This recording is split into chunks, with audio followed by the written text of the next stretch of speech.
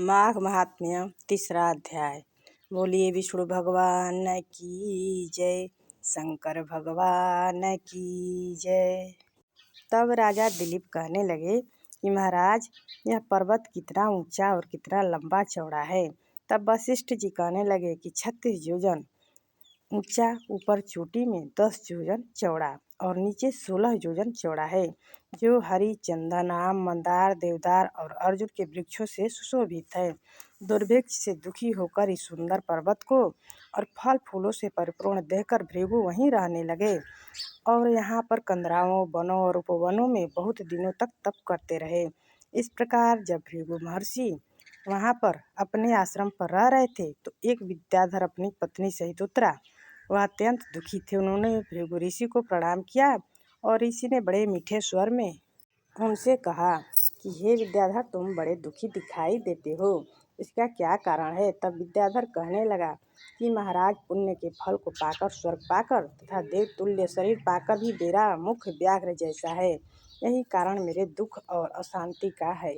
न जाने किस पाप का फल है। मेरे चित्त की व्याकुलता का दूसरा कारण भी सुनिए।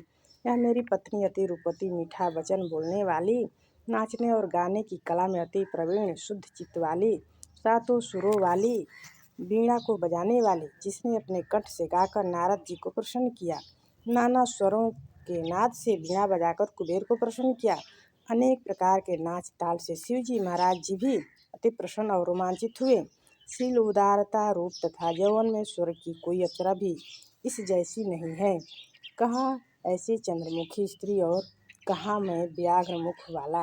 यही चिंता सदैव मेरे हृदय को जलाती है। विद्याधर के ऐसे वचन सुनकर तीनों लोकों की भूत, भविष्य और वर्तमान की बात जानने वाले तथा दिव्य दृष्टि वाले ऋषि कहने लगे कि हे विद्याधर, कर्म के विचित्र फलों को प्राप्त होकर ज्ञानी पुरुष भी मोह को प्राप्त हो जाते हैं। मक्खी के पैर जितना विष भी प्राण लेने वाला हो जाता है। छोटे 2 पापों का फल भी अत्यंत दुखदायी हो जाता है। तुमने माघ मास की एकादशी का व्रत करके द्वादशी न आने तक शरीर में तेल लगाया, इसी पाप कर्म से व्याघ्र हुए। एकादशी के दिन उपवास करके द्वादशी को तेल लगाने से राजा पुरूरवा ने भी कुरूप शरीर पाया था। तब वह अपने कुरूप शरीर को देखकर दुखी होकर हिमालय पर्वत पर देव सरोवर के किनारे पर गया। प्रीतिपूर्वक शुद्ध स्नान कर कुशा के आसन पर बैठकर भगवान कमल नेत्र, शंख, चक्र, गदा, पद्म के धारण करने वाले, पीताम्बर पहने, वनमाला धारण किए हुए विष्णु का चिंतन करते राजा पुरूरवा ने 3 मास तक निराहार रहकर भगवान का चिंतन किया। इस प्रकार 7 जन्मों में प्रसन्न होने वाले भगवान राजा के 3 महीने के तप से ही अति प्रसन्न हो गए और माघ की शुक्ल पक्ष की एकादशी को प्रसन्न होकर भगवान ने अपने शंख के जल से राजा को पवित्र किया। भगवान ने उसके तेल लगाने की बात याद दिलाकर सुंदर देवताओं का स्वरूप दिया, जिसको देखकर उर्वशी भी उसको चाहने लगी और राजा कृत्य होकर अपनी पुरी को चला गया।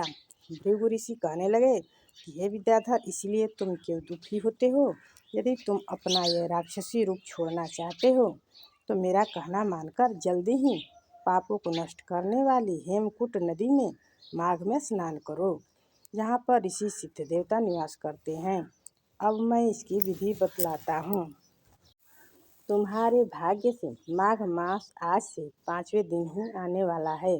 पौष शुक्ला एकादशी से इस व्रत को आरंभ करो। भूमि में सोना जितेंद्रिय रहकर दिन में 3 समय स्नान करके महीना भर निराहार रहो। सब भोगों को त्याग कर तीनों समय भगवान विष्णु का पूजन करो। जब तुम द्वादशी को शिव जी स्तोत्र और मंत्रों से पूजन करोगे तो तुम्हारा मुख देखकर सभी चकित हो जाएंगे और तुम अपनी पत्नी के साथ सुखपूर्वक क्रीड़ा करोगे। माघ मास के प्रभाव को जानकर सदा माघ में स्नान करो। पाप और दरिद्रता से बचने के लिए मनुष्य को सदा यत्न से माघ मास का स्नान करना चाहिए। स्नान करने वाला इस लोक तथा परलोक में सदा सुख पाता है। वशिष्ठ जी कहते हैं कि हे दिलीप, भृगु जी के यह वचन सुनकर वह विद्याधर अपनी स्त्री सहित उसी स्थान पर पर्वत के झरने में माघ मास का स्नान करता रहा और उसके प्रभाव से उसका मुख देव सदृश हो गया और वह मणिग्रीव पर्वत पर आनंद से रहने लगे। और भृगु जी भी नियम की समाप्ति पर शिष्यों सहित इवा नदी के तट पर आ गए। माघ महात्म्य इति तीसरा अध्याय समाप्त। बोलिए विष्णु भगवान की जय, शंकर भगवान की जय।